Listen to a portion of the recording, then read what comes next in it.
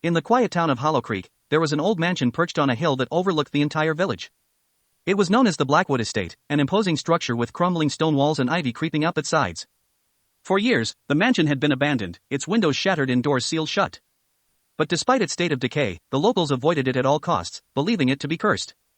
The stories surrounding the mansion were many, but they all shared one common thread: the ghost of Eleanor Blackwood.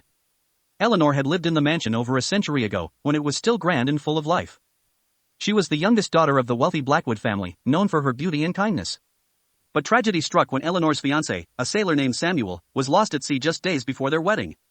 Grief consumed her, and she became a shadow of her former self, wandering the halls of the mansion in her wedding gown, waiting for a groom who would never return.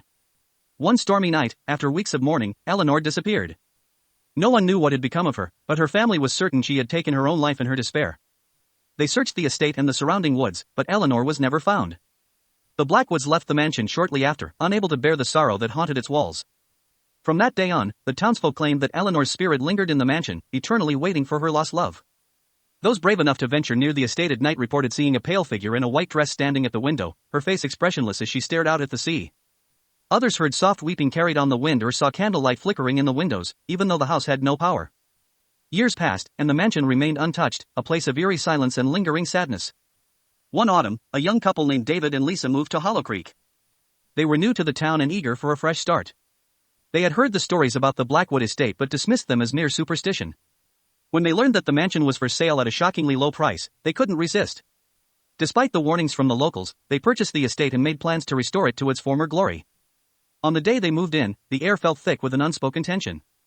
The villagers watched from a distance, their faces filled with unease as the couple unloaded their belongings and began settling in.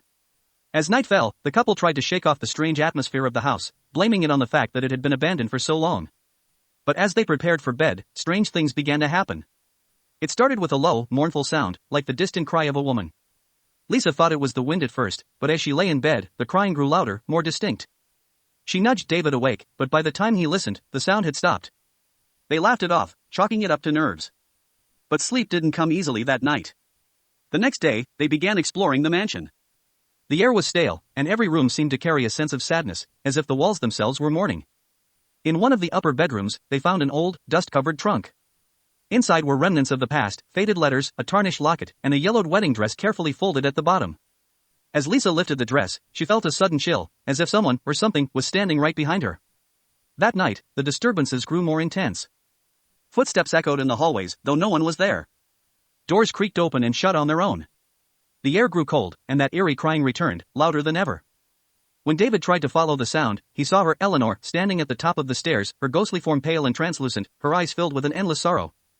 Frozen in place, David watched as Eleanor slowly descended the stairs, her white gown trailing behind her. She moved with an unnatural grace, her feet barely touching the ground. As she passed by him, he felt an overwhelming sense of grief wash over him, as if he were drowning in her despair. Lisa found him moments later, standing in the hallway, pale and shaking. He couldn't speak, but the look in his eyes said it all. They weren't alone in the mansion. Determined to understand what was happening, they researched the history of the estate and learned about Eleanor's tragic story. They sought the help of a local historian, who revealed an old legend: Eleanor's spirit would never rest until her body was found and laid to rest beside her beloved Samuel. With the historian's help, David and Lisa began searching the estate grounds. Days turned into weeks, and just as they were about to give up, they discovered an old well hidden in the overgrown garden.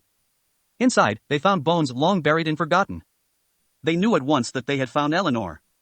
They arranged for a proper burial in the town cemetery, placing Eleanor's remains beside an old, weathered gravestone marked with Samuel's name. That night, for the first time since they had moved in, the mansion was silent. The air felt lighter, the oppressive sadness lifting as if a great weight had been removed. Eleanor was finally at peace. David and Lisa continued living in the mansion, and over time, they restored it to its former beauty. The ghostly sightings and strange noises stopped, and the townsfolk no longer feared the Blackwood estate. But every now and then, on quiet, moonlit nights, they would catch a glimpse of a pale figure standing in the garden, her eyes no longer filled with sorrow, but with a quiet, eternal peace.